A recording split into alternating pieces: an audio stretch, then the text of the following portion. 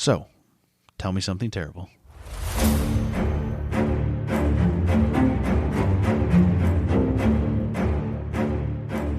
All right, I got my bad yawn out of the way. Good. I still got one probably good one in me, but I got the bad yawn out of the way.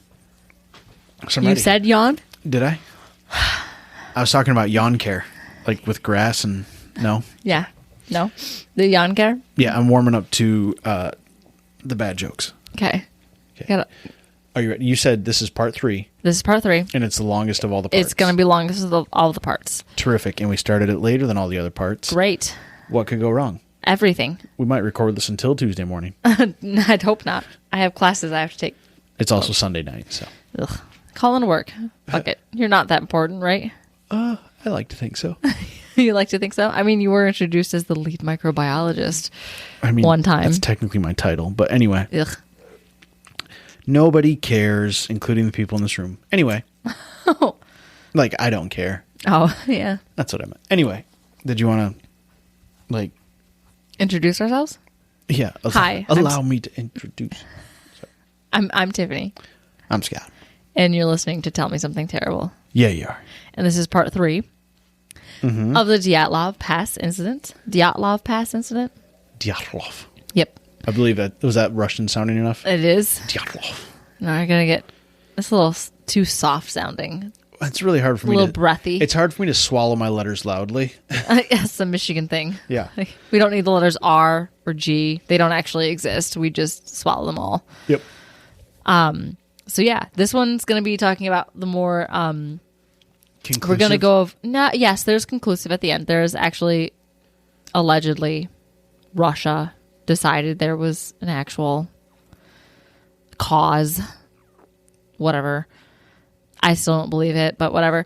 I don't believe anything that comes out of Russia at this point. No, we're going to talk about some of the more perplexing evidence. Mm-hmm. We're going to talk about some of the conspiracy theories, and then finally we'll wrap it up with exactly what was found could have been the actual cause. Okay. Okay. Sounds very informative. Do we need to go over what happened? 9 hikers went into the Russian tundra. Yeah. They all died, and no one can figure it out. Pause this. Go back 2 episodes.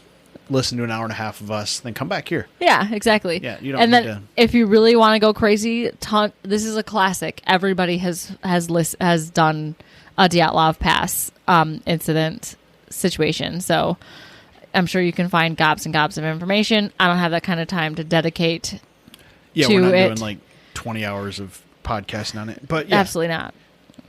I'm sure there are people that have. Mm-hmm, so probably. Yep, we just scratched the surface. So, or you can go to what's her tits website, the dyatlovpass.com or whatever, and I don't know. there's You have everything. sources, I don't. I did those 2 episodes ago, but I didn't have to do so that I didn't have to do them for these ones. But yeah, so, all the documents are available online. Yeah, it's insane. So in addition to the injuries to the hikers' bodies, which is like usually we're like... I feel like you're starting mid-sentence. I am. We're forcing people to listen to the last 2 parts. Yep. So the injuries... We should have cut it off in the middle of a sentence. I should have. Yeah. Just been like, and scene. Real cliffhanger. Just in the middle of a sentence, just start playing the music. Yep. So the injuries were anywhere from like edema and like frostbite all the way up to a fractured skull that left somebody that they think probably left this person completely useless. They're like, this is so bad, and so your skull is so cracked open that there's no way they lived for the next 2 hours, and he probably couldn't walk and probably wasn't conscious. And half the people are naked because everyone's stealing each other's clothes. It's a game of survival. Yep. Yes. It's like Survivor, the worst one. Yeah. Yes.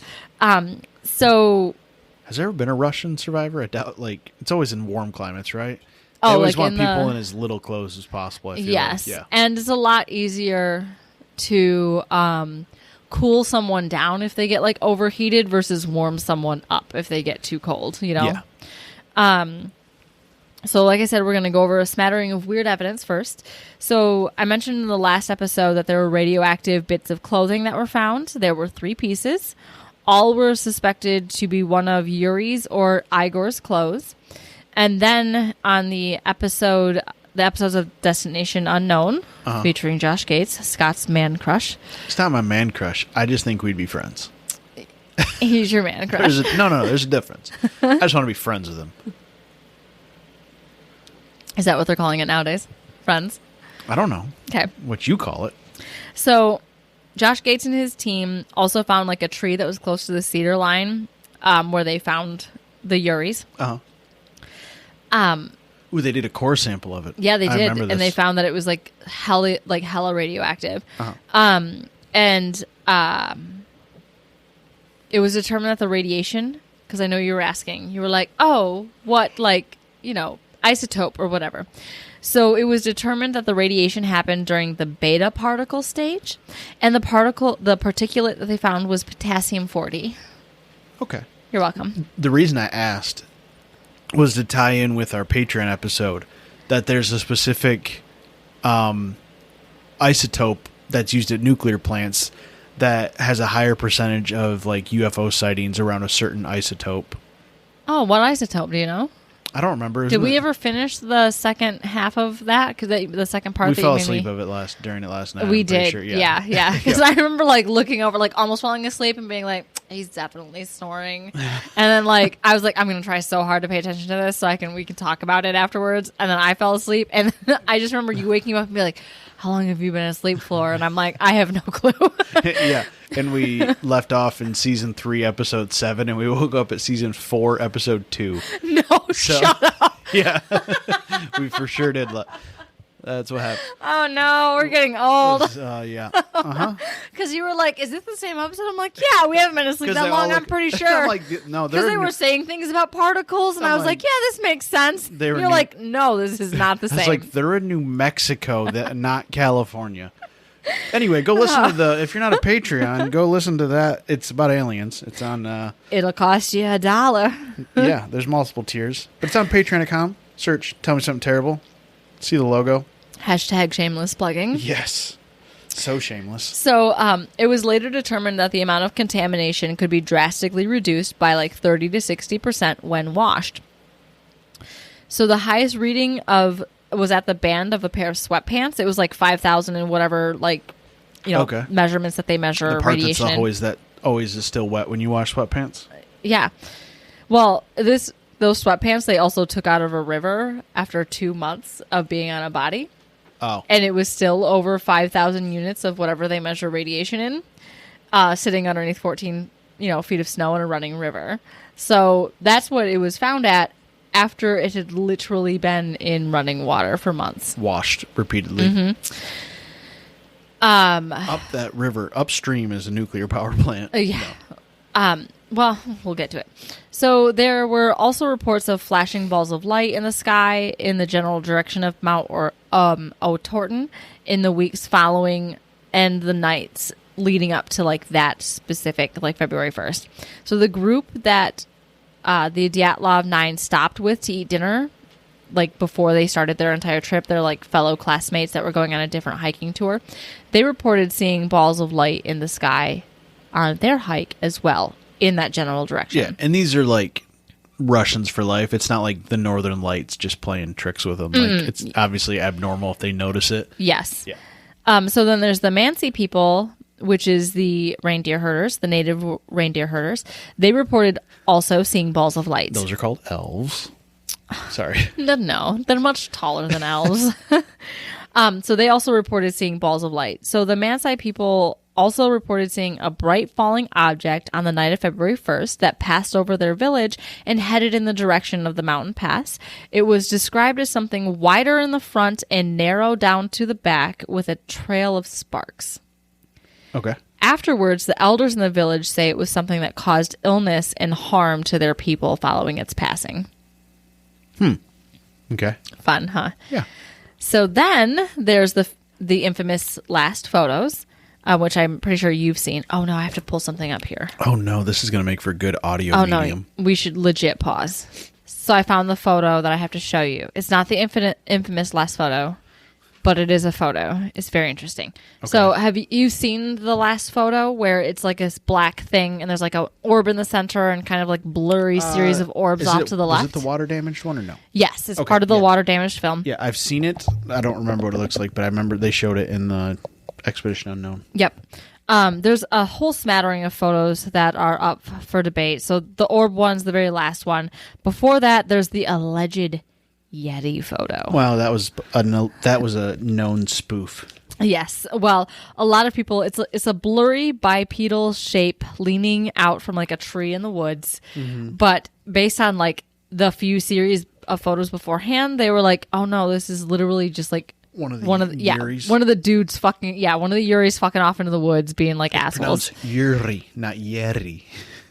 It's a Yuri. They don't have rolled R's in Russia, do they? Okay, Yeti instead of Yuri. Whatever. It doesn't. Oh, it's not a Yeti. It's a Yuri. Yeah, got it. That's what I was getting at. Yeah, I was trying to. I'm stepping in what you're spreading. I was trying to do like 8 different accents there.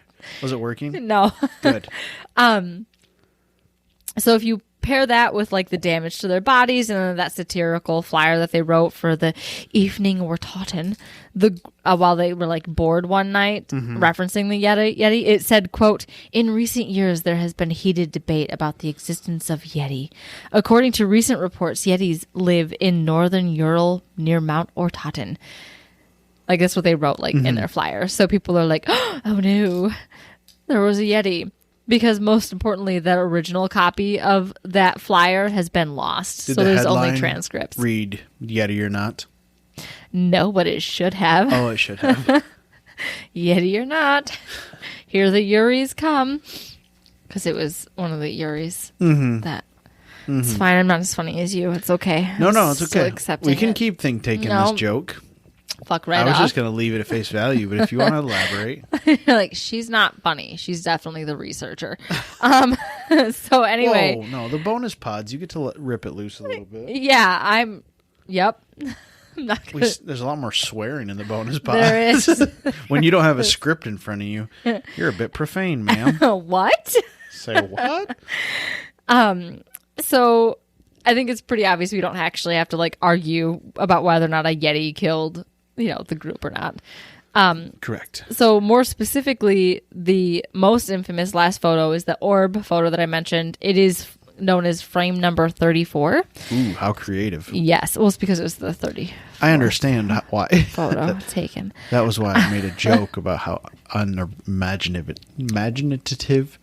It's quite literal. Mm-hmm. So this is the last picture taken on Semyon's camera, which was found around his neck with him in the river. So there's a lot of water damage to the film, and this frame is mostly a black image with like one orb in the middle and then like vertically slightly arched along one edge. There's multiple lights off to the left side. Mm-hmm. There's, this one also, people think that either one, it really truly was taken on the trip, or two, when the forensic investigators got it, there's like a wind up mechanism in the camera, clearly because it's back in the 50s, and they're like, oh well, if it was like not fully wound and they picked it up and wound it to the end and accidentally clicked the photos, it could literally just be something blurry in the lab. They don't know. They actually don't know if this was an image that was taken during the trip or afterwards on an accident. No one knows. It's probably like the photo or like the film that dissolves when Dumbledore opens the camera in the picture with Colin Creevy. Yeah. That Colin Creevy took of the basilisk. Yep. Okay, that's been the first Harry Potter reference in a very long time. Well, when you talk about Russia all the time, it's really hard. Like, what do you want me to start chanting Crumb? Wasn't he like Yugoslavian Victor or Crumb, something? Yeah.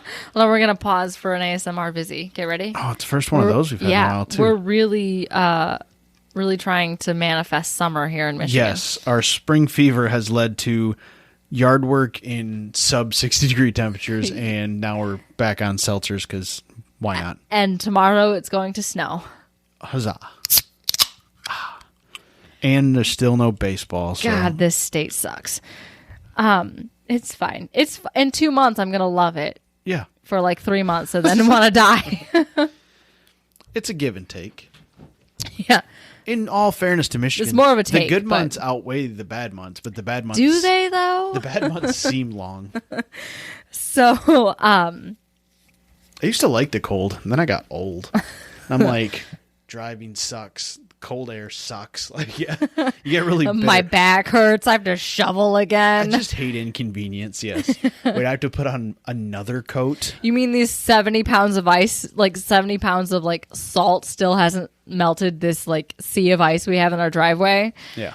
Well, that's why you just drive four-wheel drive vehicles. Yeah. So, There was also a lot of questions Were you going to show me this picture you talked about? I'm going to get to the picture. Okay. Because there's a different picture. We paused for you to pull up a picture, and then you still haven't showed me the picture. There's a different picture. There's lots of pictures. So there's that one infamous picture where they're like, there's orbs, and some people are like, oh, it could have been aliens. It could have been ghosts. It could have been the military experiment. Yeah, experiment. It could be like the lights that they were talking about. They don't know the origin of this photo. This one has a lot of speculation, but there's a lot of other images on the camera leading up to that were also heavily damaged. Yeah. So we're going to get to those ones soon. Okay. So there's a question also with how many cameras came along on the trip. So there were reports initially that Yuri Yudin. What year was this? 1959. 59. Okay. Yep. So Yuri Yudin, the survivor, aren't, like, super rare at that point. No, those little brownie cameras. Like I have cameras upstairs that look exactly like what they took with them. It's not for some reason I couldn't remember what year it was. Like they don't have like the Obscura 40s, cameras that like require like 30 minutes of development on silver. Yeah. No. So Yuri Yudin, the one survivor who left because his back hurt. That's like a Johnny Johnson. It really is. We see those at work every once in a while. So he said initially that there were more than 4 cameras and that nearly everyone in the group had one. Mm-hmm. And then the BBC podcast that I listened to also reported that there were 10 cameras in the group. Next, it was reported that Yuri actually remembered there only being 4 cameras in the group. And then he was surprised by the 5th camera that was around Semyon's neck. So there's a big indiscrimination, discrepancy? Indiscrimination, yes. A big discrepancy. Something that has Ds. a D in it. Mm-hmm. Glad we're trying to make the same joke. Just pause to let that settle in. Yep. So there's a discrepancy on how many cameras were brought with them. Indiscrimination. And there's an indiscrimination. So there was also reason to speculated that Semyon had the camera outside of him, outside with him in the first place, because there's that big series of images, right, that no one can really explain. Like the very first one that's really grainy starts out with what appears to be 3 half circles at the bottom of a frame, and then this light grainy grayish sky above them. So it's speculated that that's like the back of people's heads, and then there's a lot of grainy, confusing footage after that. Okay. So the reason why they think they're like, why would he take a photo of the time, the sky? He must have walked outside with the camera at some point in order to capture this big black nothingness. So the reason why they think he'd done that in the first place was that him and someone else went to go outside of the tent to pee. And he saw something in the sky that was like, ooh, this is interesting enough for me to go back inside the tent and grab my camera, which explains why there's a camera around his neck in the very first place. Yeah, you don't have pockets when you go to pee. No, not at all. But also, if you wanted to take a photo of something, you're going to have it around your neck. How many times have you yelled at me and been like, get that strap off your shoulder and put it around your neck? You're going to drop your camera. Yeah, when you're climbing on things. Yeah. Back when you used to carry your camera around before smartphones. Look, we're going on vacation. My ass is taking my camera. I'm going to take my camera. I bet you use your phone. Because if I don't take my camera 2 days in, I'm going to say, man, I wish I had my camera. And you're going to be like, I told you so. And I'm not ready to have that fight again. Right. So, in addition to frame 34, there's all those crazy, weird, images leading up to that with a lot of the damage from the water, a lot of graininess. According to a fellow student and searcher, his name was Valentin Yakamenko. Okay. 2 of the negatives appear to depict sections of a plane or rocket. There's one that he claims looks like the tops of the 3 heads in the skies above him. Yep. And then one is simply labeled when you go to Teddy's website. It literally just says, mushroom with a face. Okay. So this legit could be so it's just there's this rectangle shape that comes up on the right side, a horizon about in the middle of the frame, and then the little mushroom with a face they're talking about. It's not very big. It's probably a quarter of the image along that horizon. It legit could be somebody in a parka. When I looked at it, I'm like, that really could be somebody, like a human. Yeah, with a hood up, walking along the horizon. It's just my opinion. Go and check it out, guys. There's so much stuff. It's crazy. And so this is why I paused and needed to find the image on my phone. So,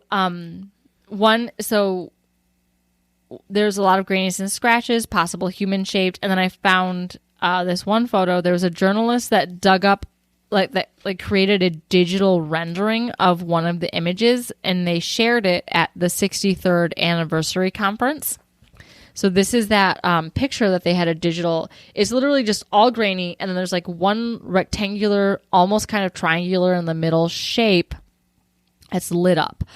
So they did a rendering of it. So this is the original image. Okay. Super grainy, Yeah. right? So they did a digital rendering of it, and that's what they came up with. Okay. Have you seen that yet? So what's it look like? People bent over. Another body. Mm-hmm. And there's a gun there. Yeah. And there's a flash. You can see a flashlight almost. Yeah. Yep. And when you compare it next to that, you can almost see where they got it from in the middle. Kinda, yeah. But part of me also feels like the tent could make that shape in the middle too. I have no idea. Either way, it was very scary. When I saw it, I was like, oh my God, that's so spooky. I really do. This is the mushroom. You can barely see my mushroom picture that I took a photo of it from her website. There's the mushroom. The person that looks, couldn't that possibly be like a human? Maybe. Yeah, I don't know. Yeah, you guys got to go check it out. It's crazy. Tiff will make a big compilation post on our Patreon, so it'll all be piled up there for you. Totally. Or you could literally just go to dyatlovpass.com and look at it yourself. Nope, I'm going to make her make a post. She's never used our Patreon before. No. I'm going to break it, somehow cancel and delete everything. Yeah. So there's a lot of weird inconsistencies with the evidence apart from the camera situation. So we've already mentioned knives that were at the tent and how there were knives missing at the cedar trees, even though they were clearly cut. Mm-hmm. There was also an extra ass. There was an extra ass. You need to keep a spare ass around when you're going hiking. I just opened my 4th Vizzy, and it's been a while since I drank, so it's all downhill from here. It really is.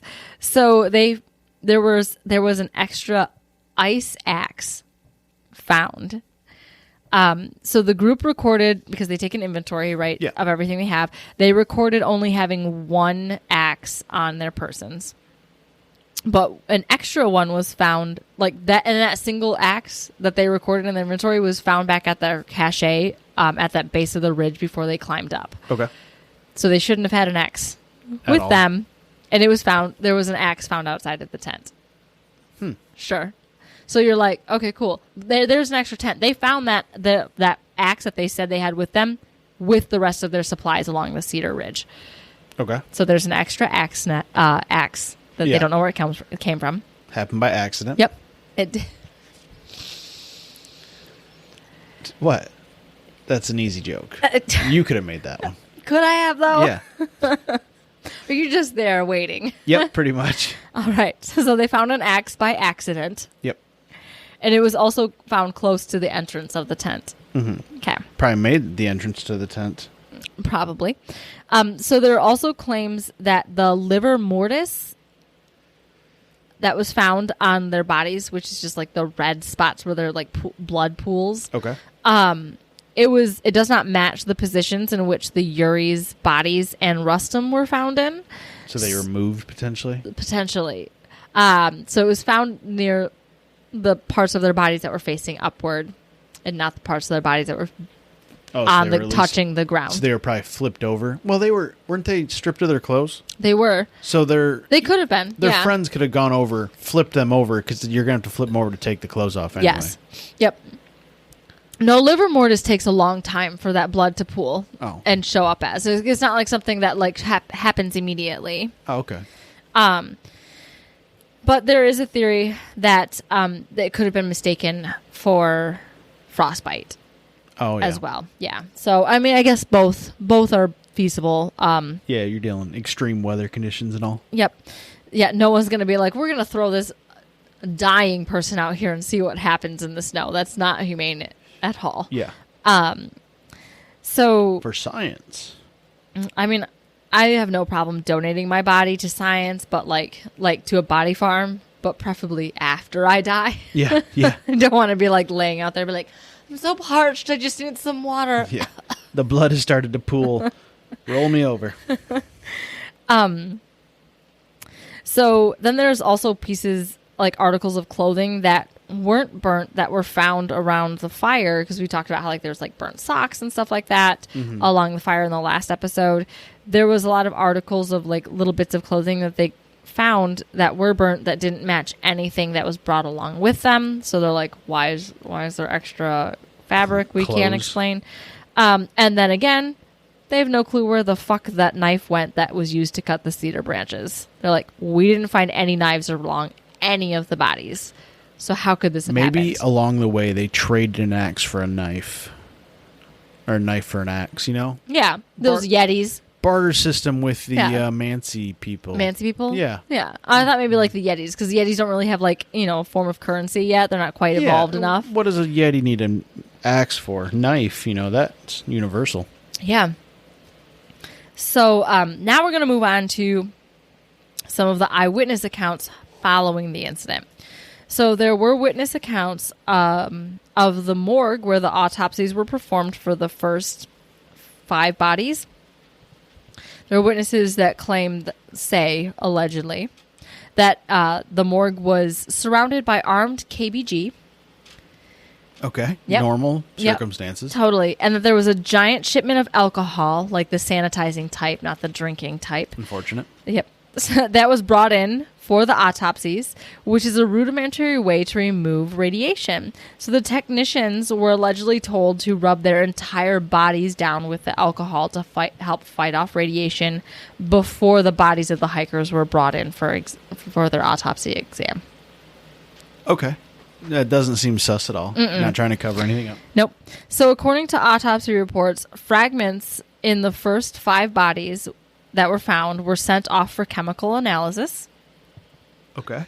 You can find that. You can literally find the reports right on that website that I've mentioned 100,000 times.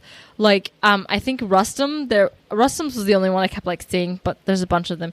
A triangular part of his frontal skull was sent in, and like pieces of his ribs and skin. A bunch of stuff was sent in for chemical analysis. So there's even a signed receipt that the organ fragments were received and stored in a refrigerator. And according to the BBC podcast episode that I watched, there were 2 chemists that conducted the analysis, and then 2 random people showed up and took the organs in their reports. It's Men in Black style. They're like, just look into this light real quick. But of course, this is like information that can't be corroborated, because this is like witness testimony that was it was supplied from anonymous sources. Okay. So it's a lot of hearsay. Yes. That's why I'm throwing all these words like alleged in here. Please don't black bag us, Russia. Right. So following the... They've got bigger fish to fry at the moment. I think we're good. Okay, good. Flying under the radar here. Yeah. So following the autopsies, the hikers were brought back from home from for their funerals. So Yuri Kuntsevich, who was in the Expedition Unknown episode, the guy who he met with in like library-esque setting, who had the missile part, that guy. We have another Yuri K. So Yuri K, the researcher, who is the other expert on the Dyatlov Pass, he was the one that was like heading like the foundation and stuff. Anyway, he's been researching it for decades. Yeah, from the Russian side of it. Yep. He had actually gone to the first round of funerals, which were all open casket funerals. And okay. Yep. He said that all it's like Mr. Deeds. Did you ever see Mr. Deeds? No. What? I know. His uncle dies in like a mountain excursion, like Mount Everest or some shit. Oh, no. So he's like, I want to just see you one more time. And he flips it open. And he like springs up. Oh, no. Yes. Yeah. Because he put the creepy butler puts the Kool-Aid or whatever in the water fountains. Yeah. Yeah. The drinking fountains. But he like springs up and he's like terrified looking and he's on a mountain. Yeah. And he's like in his hiker gear stuff. Anyway, that's what that reminds me of. Oh, you know what? That's the movie. I feel like I've seen it only once and I need to rewatch. Oh, we have it on DVD upstairs. Do we really? Standard def too? Probably widescreen even. Yeah. No, I bought mostly full screen during my DVD days. It's because they were $5 instead of $10. It's because I had a square TV, not a widescreen. Yeah. Oh, that 300-pounder that might be still out in the garage. Yes. No, it definitely is. It's not maybe. Anyway, I'll grab your pen since you just chucked it across the room. Thank you. I appreciate that. So they had their funeral. Yuri, open casket style. Yes, Yuri Kuntsevich was there. And he said that all of them had a suntan look to their skin, almost like the color of bricks, as he described it. Huh. Mm-hmm. Well, then, those morgue estheticians, makeup artists, they do good work. Literally, when I was in school, they gave us a list of jobs you could do after you graduate. And being that feels like a makeup hustle. Artist in a morgue was one of the fucking jobs. That feels like a side hustle more than like a primary job. Yes. Yeah. Yeah. Yeah. Nope. It was definitely, and the back of my brain was like, ooh. And then part of me was like, that's not realistic. What are you going to do? Go work with one of your exes? That sounds horrible. Well, he only is at one of the 14, Yeah, there are. He owns 3 of the funeral homes around us. Yeah, but there's a lot more. You can make it work. Yeah, no. So anyway, the parents of the Dyatlov 9 also became openly suspicious of the Russian military. So one of the sisters of, I think it was Igor, said that the families, when they started asking questions, were told, "You'll never know the truth, so stop asking questions." Her name was Helga. I could find her name in my literally 30 pages of notes. But I don't want to. I don't think it was Helga. I'm so done and over it. It's Right? It's not Olga, but no, Helga or Helga. Yeah. But I just Anna. after It's 3 weeks Anna, of this, let's be I'm honest. Anna. Yeah. I'm over it. So, according to witness testimony and rumors, hikers were not allowed in the Mount Ortotten area for 4 years afterwards. And according to normal. yeah, Since they found a secret nuclear base. Mm-hmm. So, according to Mansi witnesses, the Russian government also banned them from the area, along with they restricted from grazing or grazing the reindeer in the area and hunting. And they also told the locals that they could not use the drinking water. They had to bring water in from elsewhere. Okay. Yep. It's Dyatlov's curse. That's why you should just drink Corona when you're there. Yes. That's what I've heard. Yes. I've never been, but just vodka. It's not even Corona. We're just doing that's straight true. Yeah. Tito's. Yeah. All the time. No, Svedka. Svedka. Oh. Tito's is American. Yeah, They're not drinking Tito's. And you checked. I did. Yes. I did. Yeah, when I was like, all shit, this are nonsense. we still going to be able to get Tito's if they start banning Russia booze places? It's the Midwest. Of course we can. There's potatoes everywhere. That's true. But, yeah. Svedka, probably not so much. No. We also, I try not to be someone who's like, fuck yeah, American made. But I would prefer not to buy Russian-based vodka Tito's right is now. Good. Tito's is where it's at. Anyway. Tito's, yeah. Anyway. Yeah, triple distilled. They support animals. It's great. Yeah, they're like dog lovers. Let's just pull on the heartstrings of all these Elkies. Millennials love their dogs. Yeah. They have a marketing team. They do. So, witness testimony from, his name was, fuck me, I should have looked this up. Bakteriov Yakimovich. You want me to try? Nope. Yeah, sure. Why not? This name right there. Let's see. Badyarov Yakimovich. Sure. I think I nailed that. That sounds actually. better. I feel like I nailed that, actually. Better, yes, more than me. I've also played NHL hockey games in my life, so Oh yeah, I've seen a few Russian names. Yeah, you pick up with some things. So he was a member of the Mansi. He said that there were newspaper reports. I feel like I always think you're talking about the Manson family, similar time frame. Just Manson was in the late 60s, but flirting with it. We'll get there. We're covering some classics every once in a while. Manson family's fun. Yeah, it didn't come up during Cultness, but there's always time. I wanted to try to hit up things that weren't mainstream. Yeah, this is the first super mainstream thing I feel like we've done. I mean, we've done some notorious stuff. We did Britney. you know. But I feel like even Yeah. then, that was kind of a subculture that like people made fun of, like Paris That's Hilton, just because like, we wanted crying. to use the Free Britney hashtag because it was trending. No, it was not. It was right before it started Yeah. trending. It was Well, like I barely had information about her conservatorship, and she had like I didn't even know she had started trials until I started researching That episode is our second best YouTube video we've ever posted. Really? Yep. We've posted like 5, so 10. I think 10. really? Uh-huh. Oh, look at us go! Wee. Just really pumping out that content, guys. Well, this is a full-time job for... Just kidding. Look, if we ever if things slip rapidly backward, this might become a full-time job. Anyway, the Yakimovich guy, he's a member of the Mansi. He said that there were newspaper reports during this time of deer getting sick from necrobacteriosis. Okay. And then wolves dying from eating those contaminated carcasses. There's also a lot of dead birds found in the region, like after they found the Dyatlov 9. Okay. All normal things. Yes. 7 Deadly Sins style going on here. Yep. But There's locusts in the air. no. There are recorded hikes of other students going into the passes, though. So they went in the August of 59 and 60. Okay. So they're like, oh no, we weren't allowed to do this for 4 years afterwards, but there's recorded hikes of people going into it. Uh-huh. But no one dared go during the winter. The next time that someone actually went through Dyatlov Pass in the winter was 1970, and that was specifically to do a documentary on Dyatlov Pass. Yeah, no, everybody who for like 20 years after was like, no, fuck you, we're not going. We've heard it's full of death out there, so I think we'll pass, actually.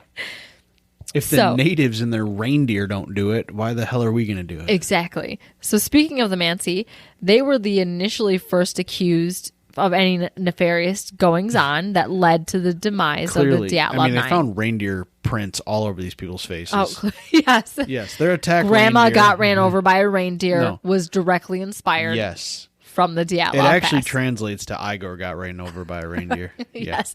Slight mistranslation Yeah. there. Walking home from Dyatlov's Pass. They do mention a river in that, don't they? I don't think so. That's over the river and through the woods to grandmother's house we go. Oh, so sorry. You're getting all your grandma songs mixed up. Clearly. Yeah. I just need to go back to my good old days of caroling. Yes, your door-to-door days. So Go tell it on a mountain. Anyway. That's over the hills and everywhere. yeah, I got Yeah, it. Yeah, okay. that was actually a Christian song. I know, but secular I felt Christmas like Go song, Tell right? It on a Mountain was very appropriate for this particular tragedy. No, don't go tell it on a Yes. mountain. Look what happens. Yes, go tell it on a mountain unless Russia tells you not to, and then you shut the fuck up. Yeah, you do.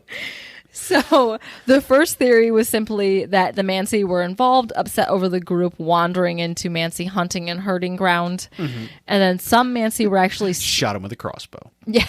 So there were some Mansi that were actually snatched up for quote-unquote questioning, KBG style. Oh, a little brainwashing. Yeah. So a Little hush order. waterboarding. So according to a Mansi member that was interviewed in the BBC podcast, his sister was brought in for questioning, and she doesn't talk about it. Oh, Yeah, yeah. little PTSD, While she was waiting to get interviewed, she got all mancy-pantsy. little unresolved big T trauma there. So eventually, searchers came to the realization that the final 4 would not be found without the aid of the Mansi. So they were enlisted to hunt. Enlisted in the hunt for their bodies, and eventually were cleared of any wrongdoings because they were like, oh, these people actually want to help and they're really Yeah. peaceful. And they can probably put their ear to the snow and be like, there's a body over there. Yeah, or use doggos. Yeah. Yeah. Or the Force, whatever. Yeah. So they were like, oh no, these people actually would not be interested in killing anybody. But it was later suggested that there may have been magic mushrooms involved with the death of the hikers. Ooh, that's fun. Yep, so there's either one theory that the hikers themselves ingested the mushrooms or that spiritual leaders of the Mansi were having a real bad trip during one of their rituals and started hallucinating, resulting in the deaths of the hikers. I could understand the hikers being on a crazy mushroom trip. But they brought supplies with them. Would you really want to be dicking around forging shit that you don't know about? I mean, no. We did a whole ass episode about how you shouldn't eat mushrooms. Okay, but this is, 60s-ish. That is true. You have a 1 1/3 chance that the little brown mushrooms you found are either going to taste bad, kill you, or you're going to see space. It's probably that one older guy in the group. He's probably Semyon? He's probably like, I've taken these before, and we're going to see shit in the sky you've never seen before. And they didn't test it with spore prints. Sports, yeah. Yeah, and just they accidentally had a trip into space. Yeah. And they're like, all right, let's go wander naked through the woods. Yeah, why not? That sounds like lots of fun. Sounds a lot. Okay, let's not rule that out as a possibility. That's all I'm saying. But here's the problem. Okay. Because you don't want to they may have found the mushrooms themselves and decided to eat them, but the Mansi leaders being the ones that killed everybody. I don't think. No, the closest Mansi village was 100 kilometers from the Dyatlov Pass. That's about 100 miles. No, it's not. It's like 60 miles, isn't it? Okay. You said about, so I was It's still a lot farther than someone's going to literally have a bad trip, walk 60 miles to go find some motherfuckers and kill them. Yeah. I don't think it's going to happen. Yeah. They might be out of their trip by then. Yeah, 100%, because they're not taking a highway there and getting there in an hour. No. Yeah. So, there's also the theory that escapees from the nearby gulag was suggested, Yep. but there are no official reports from missing prisoners. And let's be honest, they would have found another body that, they would have died in the snow. Mm-hmm. And all of the hikers' gears and food were left untouched. So if it truly was an escapee, they would have stocked up on all of their supplies before they headed to safety. But there wasn't just prisoners at that prison. And that is my favorite theory. Oh, mine? Your theory. Yes. So eventually it was concluded that there was no foul play. So the teams moved on to, and also future theorists moved on to more like the natural causes. Yeah. So one is catabatic. I've heard it catabolic too, and I'm like, there's no L in this word. Okay. Catabatic wind. This is a rare and potentially... Oh, it's like a tsunami, right? Of wind. Yeah. Yeah. So it's a rare and potentially extremely violent weather event where high-density air flows at hurricane speeds down a slope, and it's also called a windfall. Mm-hmm. It's literally a vertical situation where it just falls out of the sky at hurricane speeds, which start at 100 miles an hour, in case you don't know. And this can get insanely loud and fast, making it impossible to stay inside their tents. So the theory is something gushed down, like wind, just freaked out. They were like, oh shit, escaped out the back. Gravity shit itself in front of them, essentially. Yes. Yeah. So the theory is that the tent could have been collapsed by the wind and also caused the damage to the hikers' bodies. Yeah. So there's actually a case of Swiss hikers dying from catabatic winds in 1978. Mm-hmm. I said, like I knew what you're talking about. Totally. So there's another theory called that was hysteria brought on by hypothermia, which is when your body, if it gets cold enough, you start to go insane. And you also start to feel really hot, which explains why all of them were in their skivvies. It's called paradoxal undressing. Okay. I don't really buy this one because they left a warmish tent, at least warmed by their own body heat. Mm-hmm. And then there are people that were mindful enough to start fires and clearly also mindful enough to grab clothes from other people. So I don't think that was And what are the chances that all of them experience hypothermia at the same rate? Right. There was all of them went insane in the same way. And some of these dudes were way bigger than Yeah. You're saying little tiny Ludmila could totally experience hypothermia, and she's one of the better dressed ones. Yeah. At the same rate that the giant ass Yuris that were found naked. Mm-hmm. Yeah. I don't get it. I don't like that theory. So, they also suggested infrasound, which can cause panic and confusion and illness in people. Yep. The theory was presented in 2013, stating that the swirling winds in the pass, which is why the Mansi's named the mountain what it is, a lot of people were like, oh my gosh, no, it was named Don't Go There, or Death Mountain. They knew they were going into danger. Yeah. No. The Mansi name for it, which I didn't write down, after all this research, it's not Otatin. It's 2 words long. The second word has a K in it. You were going to butcher it anyway. Exactly. It doesn't matter. It was actually translated to swirling winds. Okay. Yep. Like Chicago, Windy City style. Yep. So the theory is that there were swirling winds that hit like just right to create this infrasound that drove the group into panic, fleeing the tent, and then the other members found with the most injuries had just fallen down that ravine in their panic. Mm-hmm. And that's how they wound up. It's like the wine glass thing, except like in a major way. Yes. Yeah. I also don't buy that one either because not everyone is affected by infrasound at all. Like some people get like insanely sick and are throwing up on themselves. Some people pass out. Some people go crazy. Some people are like, "What you guys' problems? What's going on?" Mm-hmm. So I don't think that all of them would be affected the same way. So I think it's stupid because the reason why they know this is because they tried to use this as like a crowd control mechanism before in like the 70s and 80s. Oh, and not everyone was bothered by it. Yeah, the government was like, well, this is useless. So now they use tear gas. Way more effective. Everyone's got eyes. Yeah, it's also literally a war crime. Yes. Yeah. Mm-hmm. It's fine. Anyway. We're fine. Back to Russia. Everything's fine. So another... Back to past Russia. So another suggestion was ball lightning. Yeah, I've heard of that before. Because they've used that to... just like explain away UFOs as well. Yes. Yep. And it's never like been observed. It's just been theorized. It's one of those things. I think we covered this in the one episode where the guy was found on top of a pile of garbage. Yes. Yeah. Essentially. Yeah. And like it could have been ball lightning, and they're like they know ball lightning exists because they've caught footage of it, but they actually cannot replicate ball lightning in a lab, which is cool as hell. Yeah. So yeah, there's no way. Like, I don't think lightning might like make people be like, what is this? And explain like the photos, but I don't think it wouldn't induce panic and cause radiation on people. Yeah. Yeah. And also wouldn't make people like run away and then get hurt so bad that their brains are bashed in. And then after all of this, the lead investigator in the case, his name was Ivanov. He was transferred to some obscure village in Bumfuck, Kazakhstan. Kazakhstan. Anyway. Kazakhstan. I'm from the Midwest. Me too. And didn't listen to hockey my entire life. Wait, isn't Kazakhstan where fucking... nobody's from because it's made up of shit? Yes, you're right.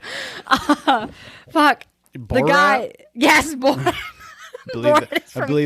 I believe that's also... No, it's a legit place because I Googled it for the spelling. It's real. Kazakhstan? Yes, not Kazakhstan. That's 3 American names smashed together. You took Kevin, Zach, and Stan and made a name. That's not it. They had a baby. No one knows who it is. It's Kazakhstan. That's what we called him. So he was transferred to some obscure village in bumfuck Kazakhstan. And he was also told to close the case. Okay. So in 1990, once the Soviet Union fell, Ivanov finally broke his silence, and he said he was forced by like fear of imprisonment to classify his documents related to the Dyatlov Pass Incident, and also his reports that he found of the fireballs that were in the sky leading up to and on the night of February 1st. Oh, fun. Mm-hmm. And so now we cue the serious conspiracy theories. Dun, dun, dun. So there's the Yeti. Yep. A Wolverine. Okay. Don't buy that one. There's no external. Like, everything's internal with very little external damage to their bodies. Also, if I was being attacked by a Wolverine, I wouldn't take my clothes off. No. No. Like, you know what? I don't want this Wolverine snatching at my loose clothes and earrings, so I'm going to take all these off. Yeah. That radiation-covered Wolverine. Yeah. Yeah, his name's Logan. Sorry. Okay, I have to recover from that. Hold on, just one That moment. wasn't even that good a joke. No. Easy on your eyebrows. They're new. Okay, look. I was rubbing on my eyeballs, not my eyebrows. But yes, they are new. She got her eyebrows tattooed on her today. I know. So now I can actually tell her expression. It's terrifying. Or she's excited. You can tell when I'm glaring terrified? at you. Can't tell. It's this eyebrow. It's much more defined. I can really get that When high arch If you wear contacts, we'll notice more. Yeah, you will. You just know, like, oh shit, she's not fucking around. So yes, a Yeti, the Wolverine. There's also a theory that Semyon, he wound up having a full-on mental breakdown. I read into this. I was like, there's no way. So, like, the theory behind Semyon having a mental breakdown was, like, he's super sus, right? Nobody knows he's mentally unstable because he was in some war and he's got tattoos. Uh-huh. Watch out. And he knows about mushrooms. He does, according to you. But he also knows about weaponry and fighting. Uh-huh. So, apparently, Igor is a control freak and likes to push people beyond their limits and won't take no for an answer. It's called Dyatlov Pass, not Semyon's Pass. Yeah, so. and then Semyon is like some angry, like, ex-Soviet Union soldier who has a chip on his on his shoulder and has nothing left to lose. He's got a chip on his shoulder. He's got a chip on his shoulder and has nothing left to lose. And him and Igor apparently really butted heads and they didn't get along at all. Yeah. So at some point, Igor pushed them too far and Semyon was like, fuck you, I don't care if I lose this job, and literally started beating everybody's asses. And then everybody retaliated against him and held him down and beat him to death. And that's why he wound up with crushed skulls and 12 broken ribs, and then everybody else slowly died afterwards. You're welcome, that's the theory. I don't get why everyone would die. Because they were all injured from him beating their asses in the first place. And it explains the pickaxe, the extra pickaxe, because apparently he started at the front of the tent with the pickaxe. Okay. Mm-hmm. It seemed like there'd be like...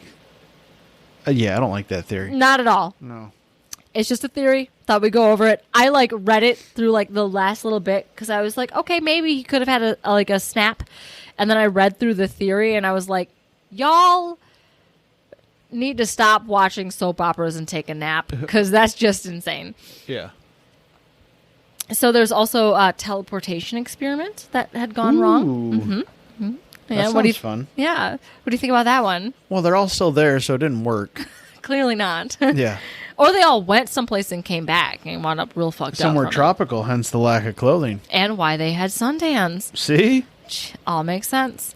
You thought that glow was nuclear. It wasn't. It was just some vitamin D. Yep. So there's a comet or a rocket. There's missile testing, some sort of explosion. A poisonous gas like methanol was dropped in the past, and they all inhaled it and died. Yep. Went crazy and died. One theory that was told to Yuri Kontsevich was that the hikers unwittingly became subjects of some sort of experiment. Bioterrorism style? Yeah. So this is where, like, the clothes, like, with the radioactivity comes into play. So that was also used to support, like, the missile theory, the the alien abduction theories, and explosion theory. But Yuri K. and Slottom worked at nuclear facilities. Okay. Explains it, right? Yeah. Yeah.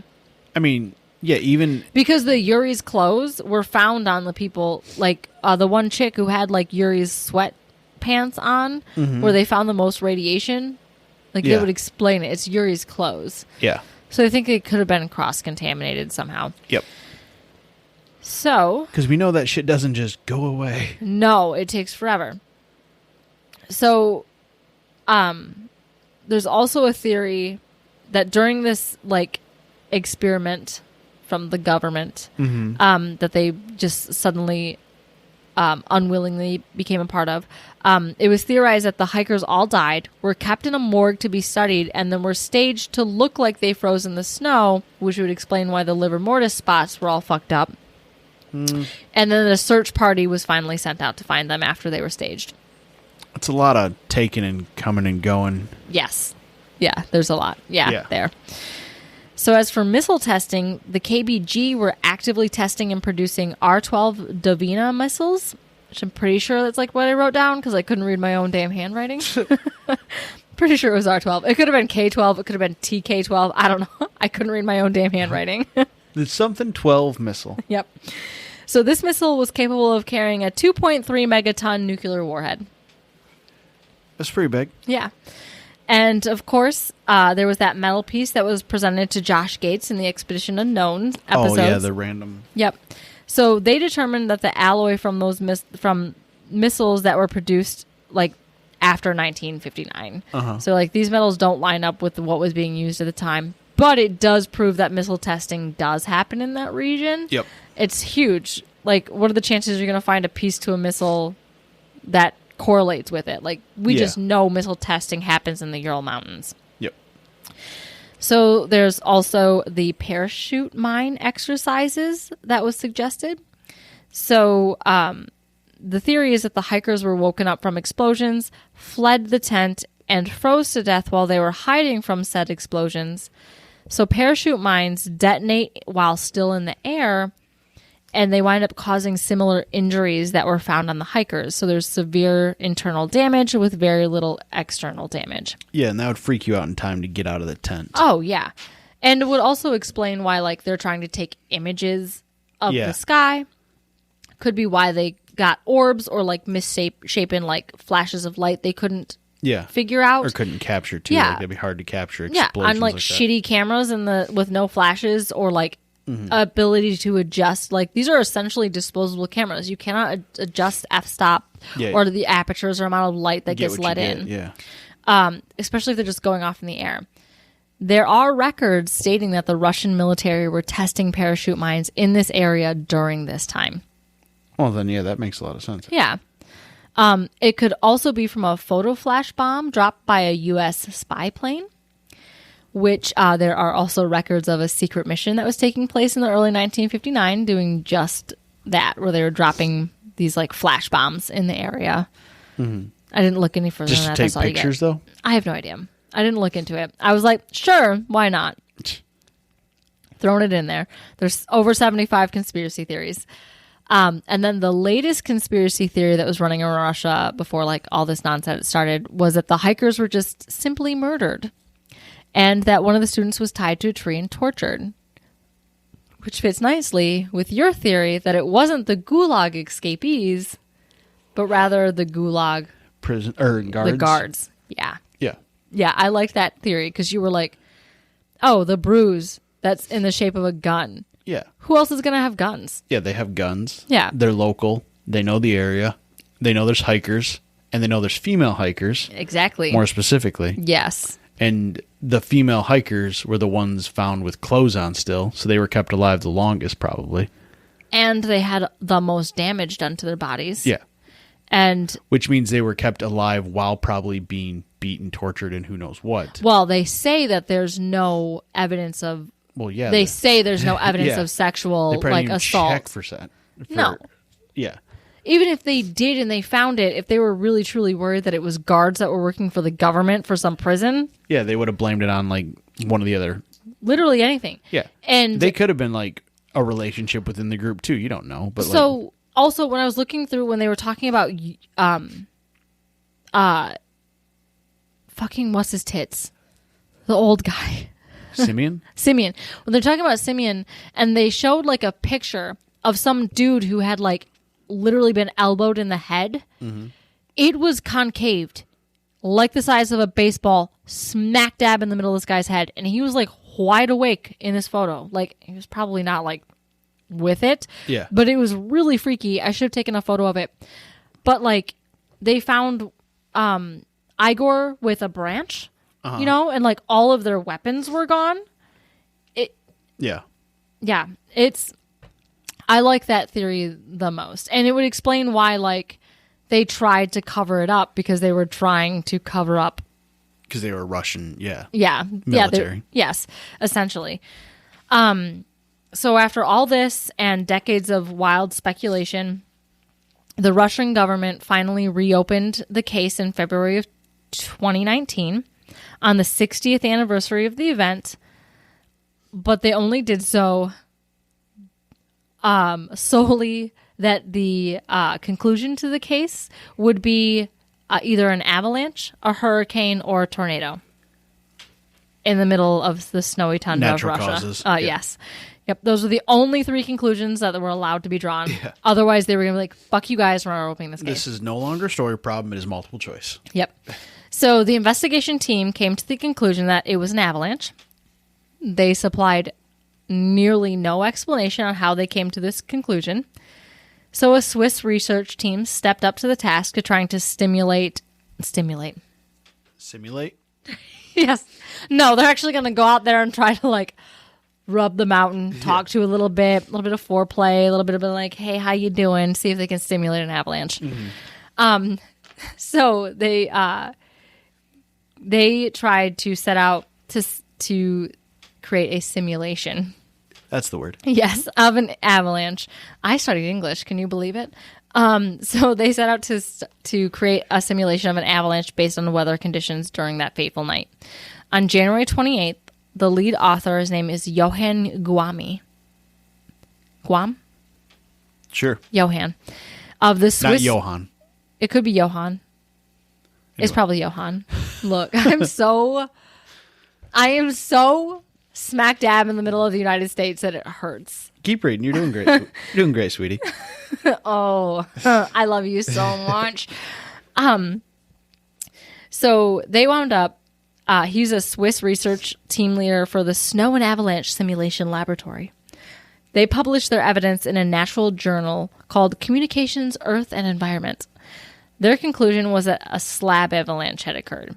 So the typical minimum slope for an avalanche must be above 30 degrees. So the slope of the Dyatlov 9 tented on was just below that, so about 25 to 28 degrees, which is slightly higher than the average 23-degree slope of the rest of the mountain. So even though the avalanche occurred hours past the peak time for avalanches to happen, which is like the height, kind of like the biggest, like warmest part of the day, where snow is sort of the loosest, it's melted a little bit. Yep. They believe that cutting into the snow on that slope create like level ground that they needed to pitch a tent, that may have triggered the slab avalanche. So this particular avalanche, they said, occurs when there's a special type of snow called sugar snow, which is like grainy, crystallized, icy snow that sits on top of soft snow. And this like snow had accumulated during the previous like 9 to 13 hours, and that accumulation had increased the slope of the mountain beyond 30%. Yes, 30 degrees. Yep, beyond the 30 degrees minimum that's needed for an avalanche.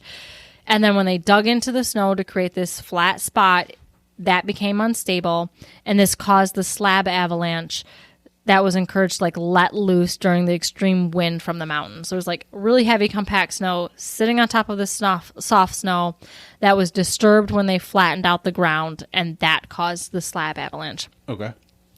So normally people meet like avalanches head on. They're standing up and it happens in the middle of the day and they're like, oh shit. And it doesn't create that same kind of damage, but they think that since they were asleep laying flat down, this big slab of snow could have rolled over top of them, creating the compression they needed to induce those injuries. And then the only way they could get out is to cut themselves out. Yeah. And then off into nowhere. And then they had nothing left to do but try to survive those like negative 19 degrees. I wonder if Simeon had his camera. I wonder if he was taking pictures to use the flash to try to find the other members. Like he might have been using it as a light source. Because they didn't have like flashlights. Yeah, they had one flashlight they found between people. Yeah, and one flashlight that was found outside of the tent. Yeah. So I wonder if he was like trying to look for like people in like if there was snow. Yeah, if snow would just push them all and they're all scattered, they might have had 3 of them together, hence the 3 heads or whatever. But he might have been taking pictures to use the light, like 3 people standing in front of you, take a picture above them so you guys can all see the light in front of you. Right. Anyway. That's a really good point. Thoughts. Yeah, if that's your only emergency light source, yeah, you're going to use what you can. Yeah. And that would explain why that one picture looks like it could be somebody in clothing out on a horizon trying to find somebody. Or like, yeah, that might not have been a gun. That might have just been a stick while they're like bent over. Or one of their skis. Or their axe thing. Yeah. The snow axe. Yeah. They could have been bent over like looking at a body and they're like, we can't see like in the...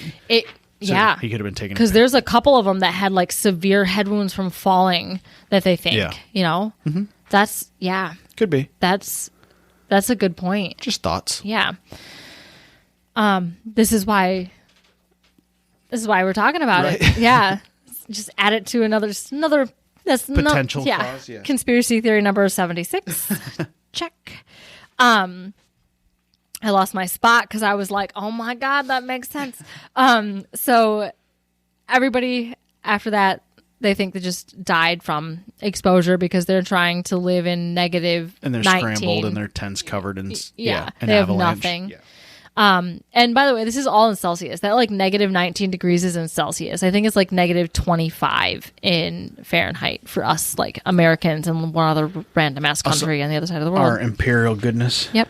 And so that is the end of the Dyatlov Pass incident. Oh, okay. So they think it was an avalanche. And even though Russia didn't supply evidence to support the avalanche theory, somebody did. Also could be an avalanche brought on upon by those parachute mines, you know. Yeah, could be a if lot they're of doing things. it in the middle of the night. Yeah, it could be a lot of... There's still unclassified documents. It could be natural cause that was... Stimulated, not simulated, by... unnatural... By man-made causes, yes. And I also wanted to include this a little bit. R.I.P. to Yuri Kuntsevich. Oh, okay. Yeah, he died shortly after the Expedition Unknown episodes aired. Mm-hmm. He was actually part of a group that had natural causes? No, we'll get to it. Yes, I mean technically, if you want to call a virus a natural cause. Mm-hmm. So he died in July of 2021. Oh, to COVID? Yeah. Oh, that sucks. Yeah. Yep. I always thought you were going to say like he got black bagged. No, he died after of COVID. going public about all of his conspiracy theories. No, he was part of a group that was headed to the Dyatlov Pass after Expedition Unknown. He tried to make it. He made it a couple days. He dropped out after complaining of like knee pain, and he was hospitalized after he arrived home. They found that there was damage to 40% of his lungs, and he died from the Rhone. Oof. Yeah. So, allegedly, we don't know it's from Russia. It could have been anything else. But records say he died of the Rhone. Yeah. Well, I mean, no. If he easy excuse. You're like, of course, he died of COVID. At least he died in like a hospital by his own accord. Yeah, he went there willingly. Yeah. So, that's Dyatlov Pass. Yeah, that's fun. Have you guys had fun? Yeah. And this is coming out Tuesday. We have intentions to do a live Wednesday night. We have stimulations to do a live for our 1 year anniversary. We don't know if we do it the easy way, it will just be on Twitch. Probably once our kids asleep at like 8:00. If we do it the hard way, I might try to do Facebook, but that takes setup that I haven't done yet. I also have a problem with Facebook. Yeah, but more people have Facebook. I know. So that's why I have a problem with Facebook. I can't get rid of it. And if we have Facebook, we'll be able to see who's watching. No, that's worse. No, we have like a little number counter in the corner and be like 0. Man, this sucks. Oh, no, we can see that on Twitch, but on Facebook, you see who's watching, like the people. Oh, no. Yes. Can we block certain people? Oh, no, not on a page. No, it's not not on a personal live thing. feed. Yeah. Oh, no. Bring them all. Anyway. Your sisters are joining in. Your mother's having a heart attack. She finally drops the F-bomb for the first time in her life. Look, she's already got a broken shoulder. Can we maybe not kill her from a heart attack? She'll be fine. Anyway. Will she? So I knew she was a bad influence. We will post about that this week as we get closer to it. So, and by that I mean, if you don't see something about it by the time you listen to this, you've probably missed it. Or we just gave up and went to sleep. Yes. All good options. Yeah. But anyway, so... If you've made it this far... Congrats. And we've made it a year. So congrats to you. And you? Oh, thanks. That was so sincere out of you. God, I hate you so much. Right? All right. That's how we feel about all you people, too. No, we don't hate you. No, and like the same... I don't have to live with you. And the same kind of like, we don't get it affection. You know? Yeah. We're bad at accepting compliments from anybody. Ask all of my clients. Or, anybody who listens to this podcast. Yeah, or any of our friends. All right. Yeah. So, thanks. Yes. Well, no promises we make it another year, but, hopeful. Yeah, hopeful. All right. Thanks for listening. Thanks, guys. Oh, goodbye. Bye.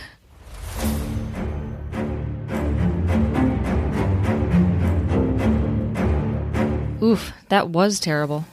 Thanks for listening to our terrible podcast. You can find us on Apple Podcasts, Spotify, and Google Podcasts, or wherever you like to listen. Feel free to follow us on Twitter at TMSTPod. And if you'd like to support the show, you can find us on Patreon. at Tell Me Something Terrible.